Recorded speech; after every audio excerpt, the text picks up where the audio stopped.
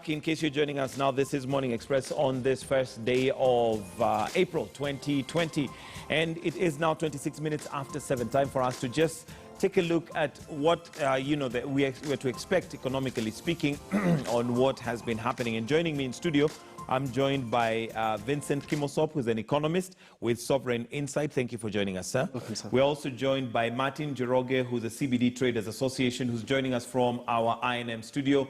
Mr. Njoroge, thank you for joining us. Let me start with you, Mr. Kimosop. Yes. Of course, we are looking at very tumultuous, very difficult times ahead, given that nobody had prepared us for this. Nobody had prepared any government for this. Nobody had prepared any economists for this.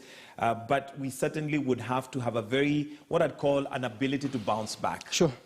But what are we staring at right now? And of course, this could be a very general question, given that we don't even know when COVID-19 will be something that we can say that was a thing in the past. I think when you are calculating the GDP of an economy, you normally combine government spending, consumption, investment, import less exports, exports less imports, and then when you bring all those together, then you're able to see how a country has performed within a year, or that's when you now talk about the GDP of this country is this much. So in this situation, you're actually seeing a situation whereby as in government expenditure is actually in the economy is going to go down.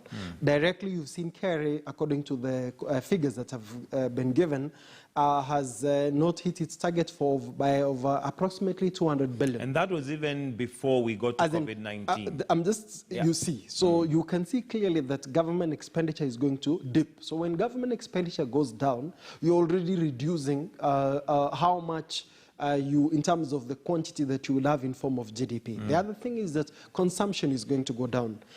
We have lockdowns, what do you call the hotels. You've seen in the costs, actually, all the way, I was watching yesterday from the Kwale all the way to Lamu, hotels are closed. Now, if you go to that, just go to the coastal area. Those hotels were platforms whereby you had waiters, you had people supplying food, you had also vehicles moving up and down. So when you bring all that entire supply chain down, you're already seeing a dip in your economy.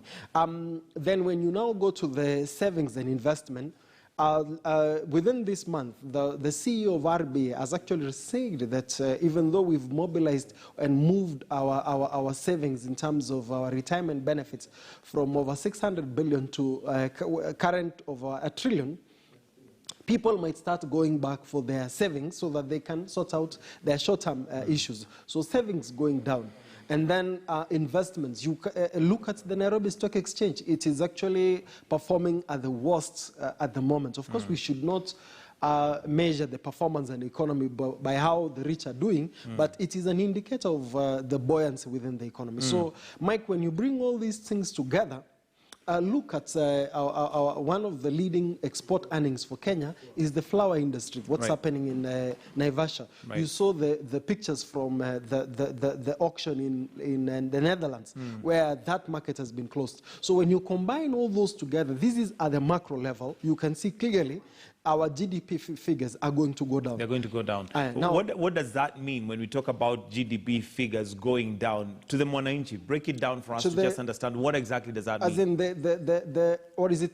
As in using words that we can connect with the people. As in it is the total amount of activity within the economy in terms of what government is going to do, what the members of public are going to do, what investors are going to do, and savings we will have. When you see everybody, all this go down, then the figure that you have, if you add all of them, if you're saying going down by 10%, 10%, 10%, depending on the percentages, and that will dip. When it goes down, it tells you clearly that in a time where you have 4 million young people, for example, who are unemployed, the problem will be more. So the impact at the end of the day is that these people will need to look for opportunities. So we will start seeing issues, for example, like crime going up, because people will have to look for opportunities. The other thing that is going to happen is also the dependency ratio is going to go up. if you are taking care of 2 people, you're likely to increase those people, particularly if you are one person who is salaried. So when dependency goes up, so if you're spending 10,000 to take care of a family within a month, now that money is going to move to spread 20 to more 30. people. Right. Now, at times when you have consumption that is not productive, it does not help to promote the economy. If you spend 10,000 in something that increases production, you are likely to get things moving at the end of the year. But if you're spending that money in eating, in things that don't promote production, that is really the picture that you're seeing at the end of the year. I just want to point out, let me give you an example, the recent measures that the president took in terms of tax. Let me just pause you, and I will come to that. I'll come to that in just a bit. I want to bring in Martin Njoroge. Martin Njoroge is the CBD Traders Association chair. And Martin, it's one thing to sit here and just do analysis based on figures, but you're one who knows how people are trading in the CBD. What effects have you seen so far by virtue of the fact that we've had a very, very huge slump on business generally? Asante sana kwa kunialika hapa studio zenu. Kwa majina naitwa Njoroge, CBD Chairman Hawkers. Currently tuko hawkers kama 3,000 kwa saa hii, lakini kulingana na register ya hawkers wote ni more than 7,000, lakini wengi hata wameafektiwa na hii ugonjwa wa corona, wengine wako manyumbani. Sasa wale wamebaki hata kutafuta kitu ya kukula inakuwa ni ngumu sana. Lakini kwanza ningesema tuko nyuma ya serikali sana kuhusiana na ile sheria na mikakati wameweka kupigana na hii ugonjwa wa corona. Tuko nyuma sana kwa serikali. Lakini kwa upande mwingine tukiangalia kitu kama tubo haiwezi ngojea siku 2 ama 3. Hiyo ni kitu inafaa tuangaliliwe sana. Kulingana na yale mambo tunaona inaendelea, wale wanaathirika sana ni wale watu wa kiwango wa chini ama wanjiko, mwananchi wa kawaida. Lakini tunaangalia tu vile tu kutaenda kadri siku zinavyosonga, but tunafuatilia tu kwa sababu janga la ugonjwa wa corona ni ya kila mtu na ni janga la dunia. Okay. Sasa tungeomba serikali. Martin, maybe nikuulize sasa, kwa sababu tunaona ya kwamba kuna zile mikakati ambazo serikali imesema lazima tufuatilie.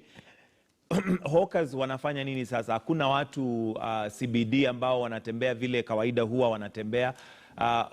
Watu wanafanya nini ili waweze kupata hata kama ni hiyo pesa ya kila siku? Asante sana. Kukuja kazi tunakuja tu kama kawaida. Lakini watu wenye tunauziaga kila siku ni wale watu huwa wanatoka kazi masaa ya jioni. Tunang'ang'ana tu, unakuja tu unapata hata kama ni 200. Nayo sasa unaona tu tumeathirika zaidi, sababu hata transport yenyewe inatugharimu pesa mingi. Na tunaomba tu Mungu atusaidie tu, kwa sababu hatuna lingine tunaweza sema ila tu tugoje na tukae vile kuko, sababu hatuwezi katana na sheria ile imewekwa. Okay, Martin, wacha nitakuja kwako hivi karibuni, lakini Vincent, this is the situation on the ground. Yes. We have a huge number, a huge population of Kenyans who live on a daily wage, like what Martin is representing. And we understand that the government has a very fine balance that they must bring in right now, because I even tweeted yesterday, and what I was saying is that Mutahi Kagwe and the health ministry have a point. We must stay home for us to slow down the spread of the virus. Yes. But at the same time, with such a huge population, the question is, stay home and eat what? The government has not given us subsidies or anything that we can bank on in terms of food. What do you foresee that the government needs to do to have that balance, equalized? I think at this moment, let's commend where something has been done, right? It's been good seeing the communication coming from the Minister of Health, because what we are dealing is a health issue in terms of it's a disease. So we have to listen to our scientists and follow the recommendations from WHO. But the reality is that what we are facing is no longer now a health issue. It has become an economic and a social issue. Correct. The concern or the missing link in the government communications at the moment is that when you have a government agency has just said you have 4 million young people who don't have jobs, not just the youth. Our economy is an economy whereby you have many people. The leading employer is the informal sector, as our brother said. Right. The Jua Kale and who have to come out of their homes daily to have a living. So what we need, in my view, or the missing gap in the communication from government is that when people stay home, what is the framework or that we have put in place to facilitate people to access food? Because the truth of the matter is that people don't have a problem staying at home. But they're saying, if we stay at home, what are we going to eat? I think so far one thing that we have had is that we've had stay home, sanitize, social distancing, and when you cough, those are clear health instructions which people don't have a problem complying with.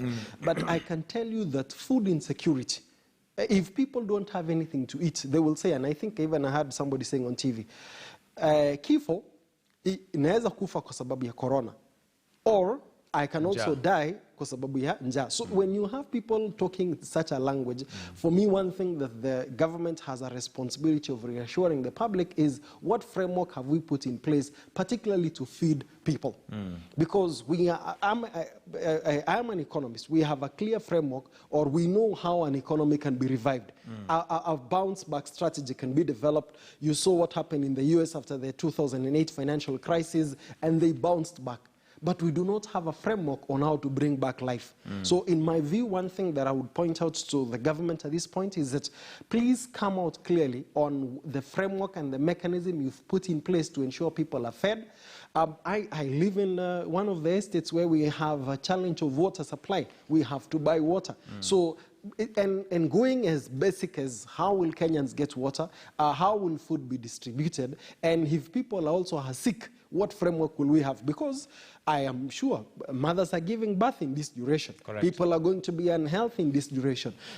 If our hospital capacities will be stretched, what alternatives have we established? We've seen other countries whereby we've seen them build hospitals and beds in stadiums so that it takes care of not only those who will be affected by corona, but also other diseases are happening. Because the truth is, corona is not only the issue we are dealing with. Other Actually, our challenges hospitals were already full even before corona came. So now we're looking at... And also the other thing that I'm seeing is that, that I am seeing in terms of deficit in communication is what have we done to facilitate the people who are on the front line.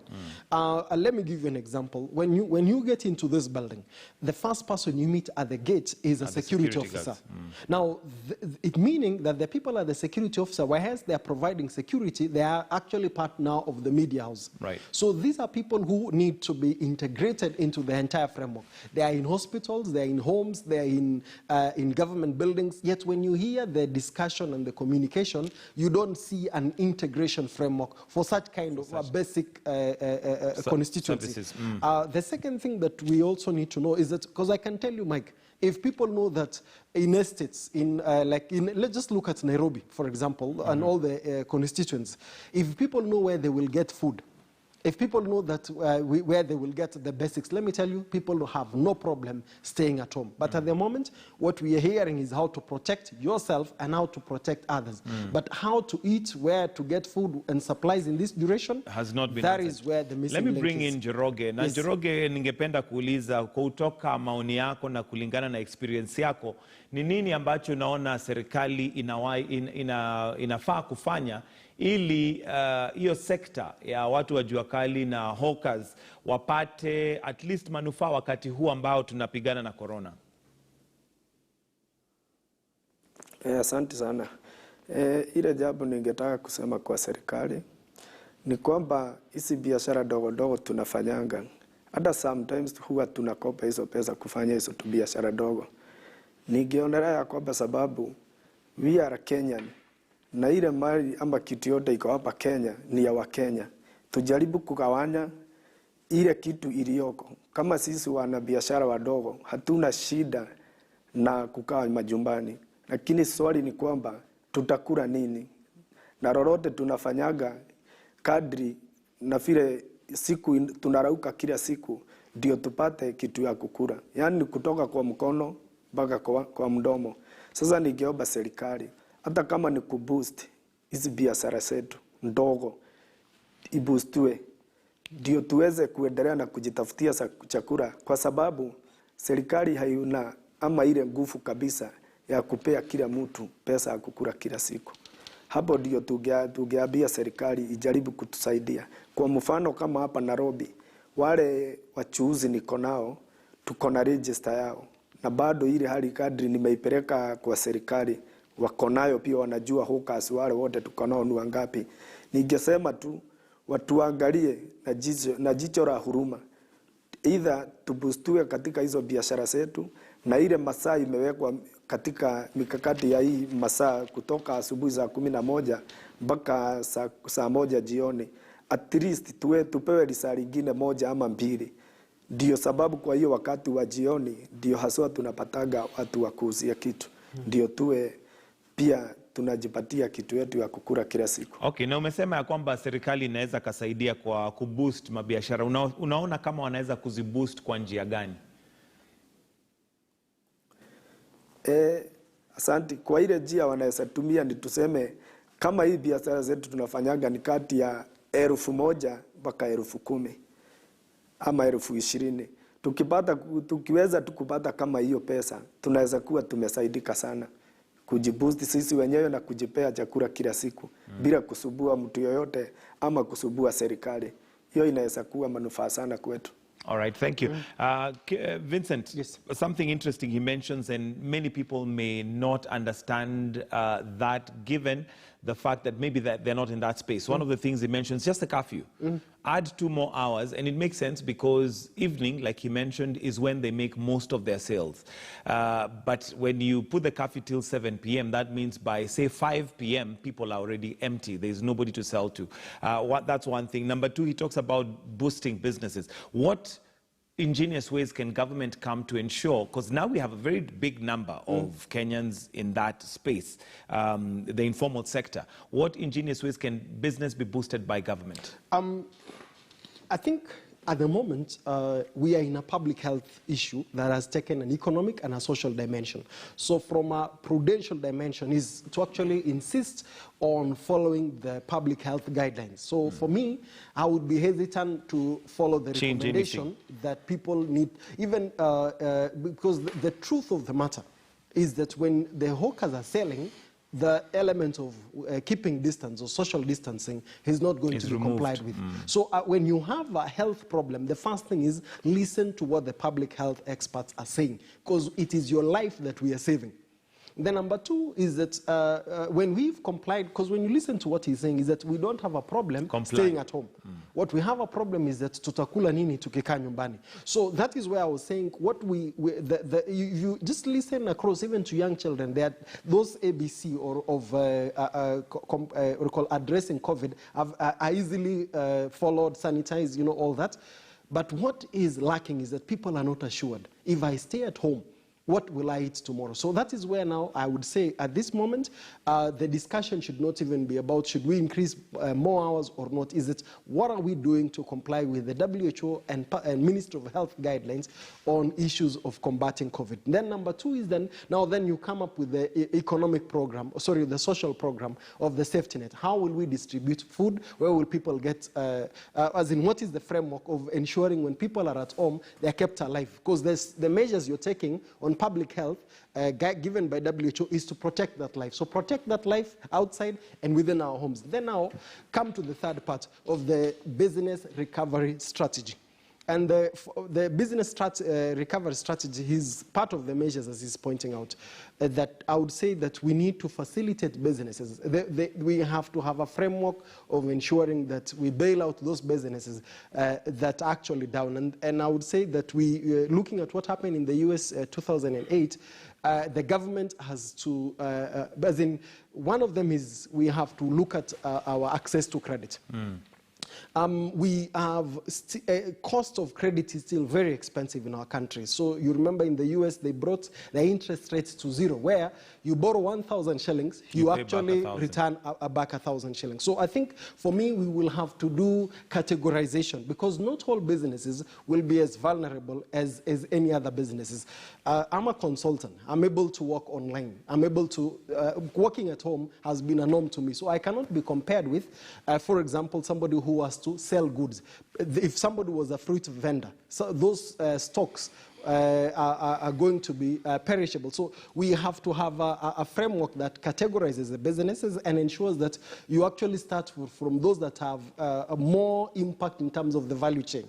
For example, look at businesses that their connection to the economy, I would say, like look at the hotels businesses, the ones that you have from Lamu all the way to South Coast. So intervene in such economies that when the engines work in such sector, they're able to, the ripple effect is bigger within the economy.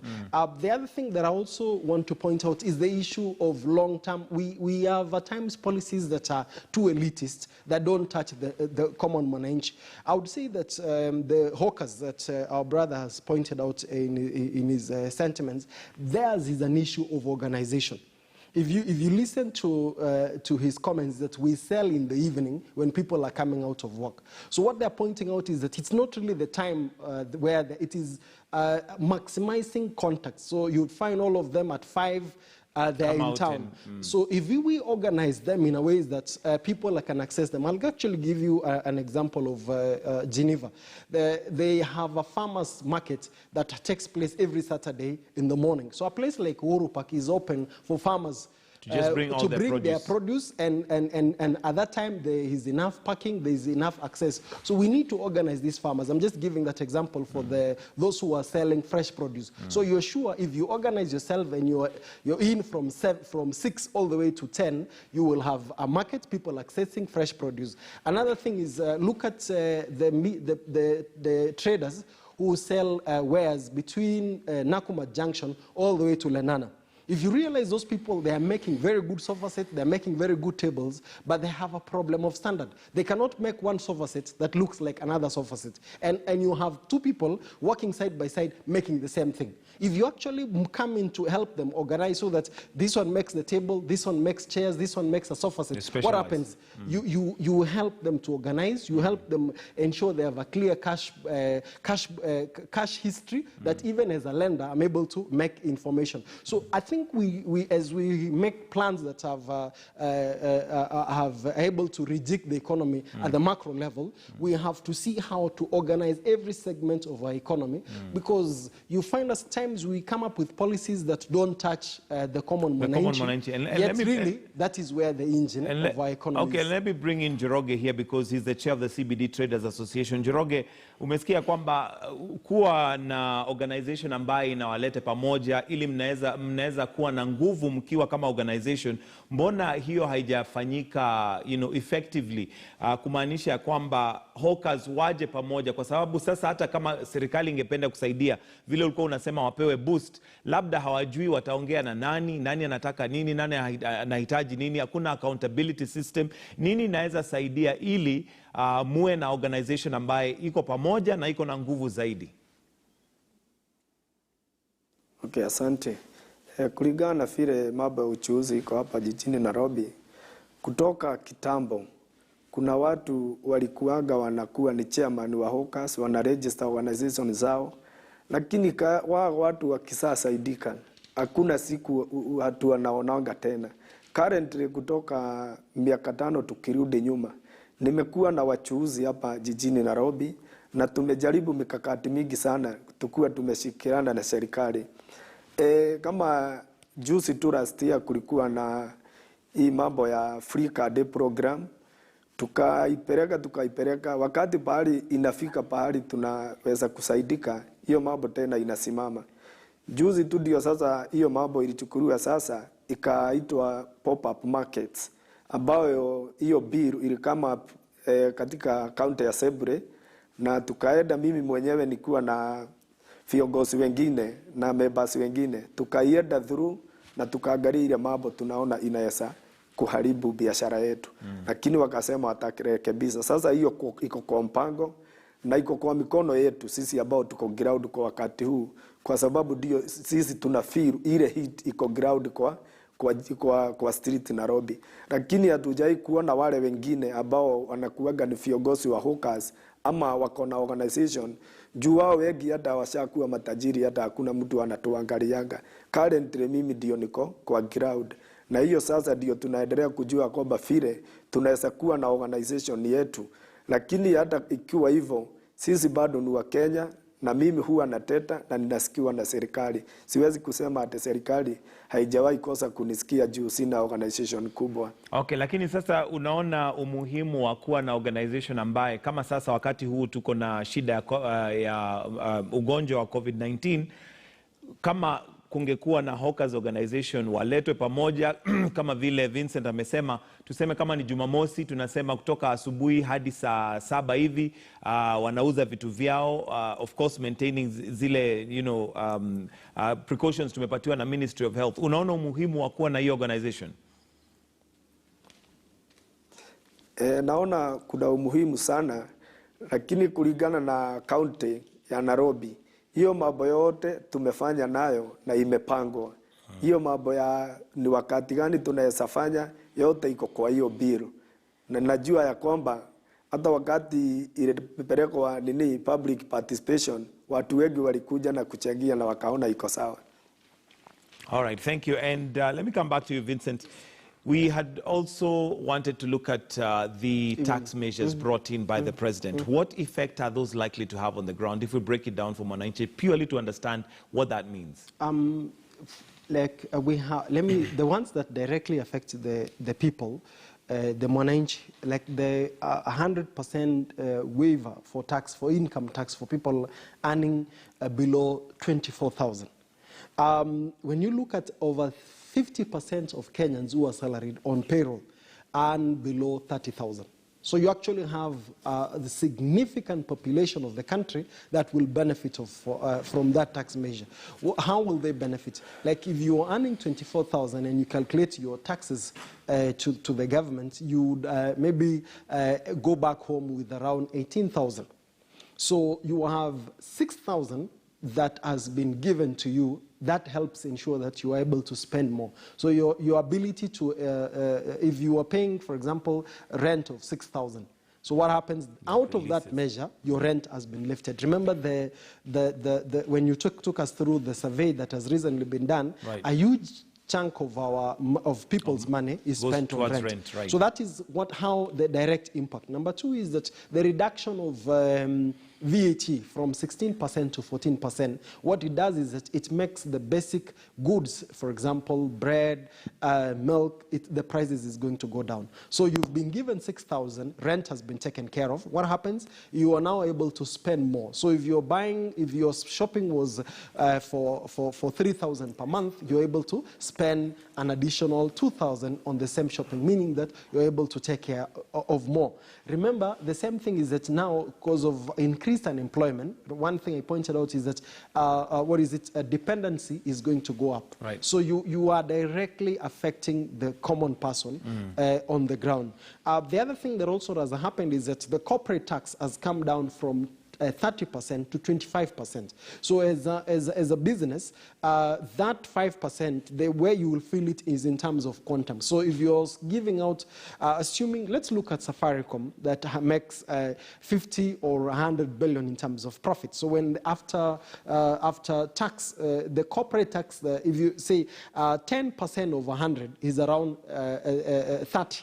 Sorry, 5% of 100, you have 5 million. So that is enough money that you can actually put back into your reinvestment as a company. Of course, the assumption there is that businesses are doing well. Right. So all this brought together is that you've touched a big percentage of the public you've also touched businesses, and you've also touched the price of the common goods. Now, this will be good on the part of the public, but the problem is it will also reduce the amount of money that the government is going to get, because the government is as good as the taxes that it collects.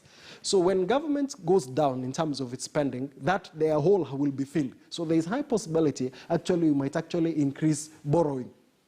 So again, public debt might go up because the government requires to spend. There are people who are salaried. Remember at the moment, they said if you are above 58 years, what happened? You're supposed to be staying home. So productivity is going to go down during this duration. So all these, there will be people who will gain on one end, and then the government, in terms of the taxes that they collect, will definitely go down. The other impact that also will happen in this duration is that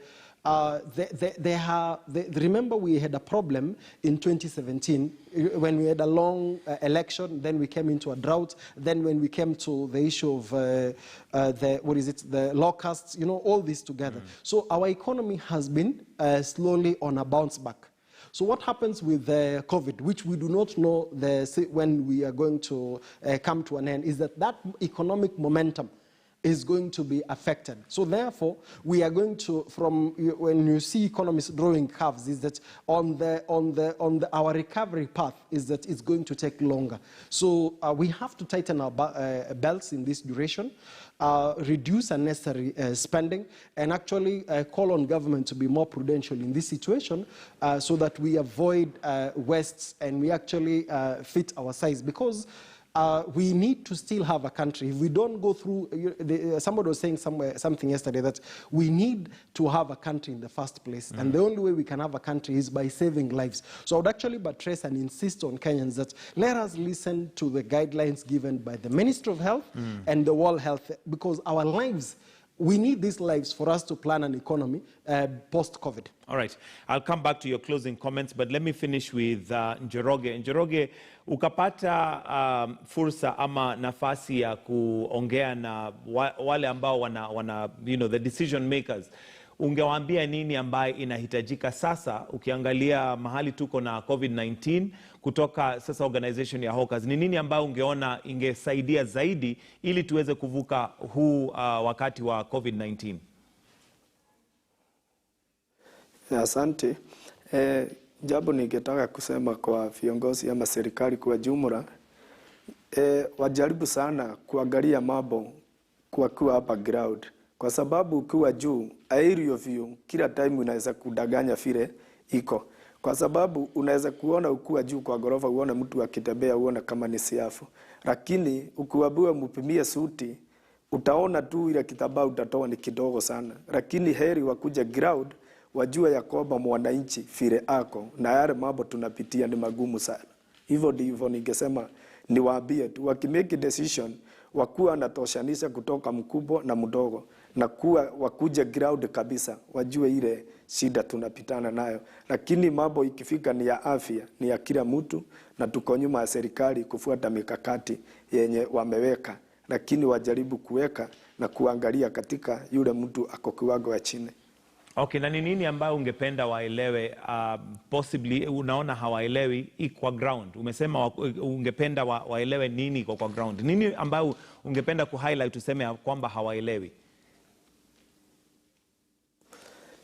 Ile kitu waelewi ni kwamba kulingana na mapato yenye sisi tunapata ni dogo na iko chini mno, na pia tunaipataga na shida. Kwa hivyo kungeweza kuwa na mikakati, tuwe tunapangwa vizuri, kama ni vile tuko kwa barabara tufuatilie sheria vizuri, kama ni kupangana baribari na tuendelee tu na biashara zetu, then ile masaa ya curfew isogezwe kidogo tu ndio kila mtu aweze kupata kitu ya kukula. Asante sana Martin Njoroge. He's a CBD Traders Association, so we'll release him as we wind up. Vincent, yes, your closing remarks as we wind up on what we generally need to prepare for as a country, given that these are very difficult times. I will insist, let us follow the guidelines from WHO and Ministry of Health. Those guidelines are important. They will help us save lives. Two is that the government needs to come out clearly on a framework on how they will help and facilitate the lives of Kenyans while they are at home. You cannot be telling people stay at home, yet you're not coming out on how you will ensure, well, people are at home, how will they be alive when they are at home? Number three is that I think this is the time to inject confidence on the part of Kenyans. I would insist that the way the president spoke the other day about the measures that he pointed out, there is need for repeated assurance during this duration, because hope is the only good that needs to be traded in this period, that there will be life tomorrow. We will go through this COVID program. I am concerned at times when I see signals that are sent in terms of directives, compliance, even during COVID, coming from the same government that's saying we require everybody to actually fight this problem. And the fourthly is that there is need for a clear integration framework on how to engage this issue. If you look at the current fight against COVID, it has been mainly been driven by the executive. You do not see the legislative intervention. You are not seeing very clearly the judiciary.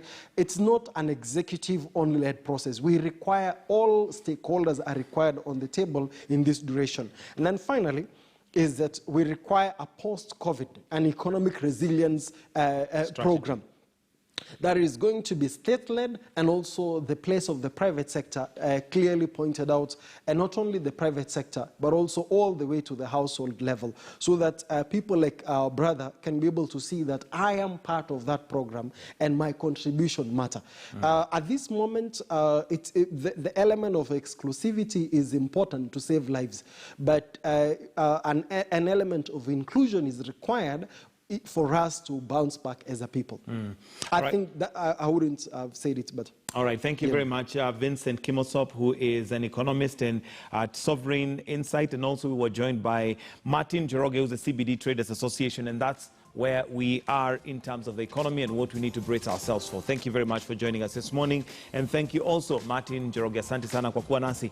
For now, we're going to take a short break. Do stay with us right here on Morning Express. We have stories that are making headlines coming up on the other side of the break.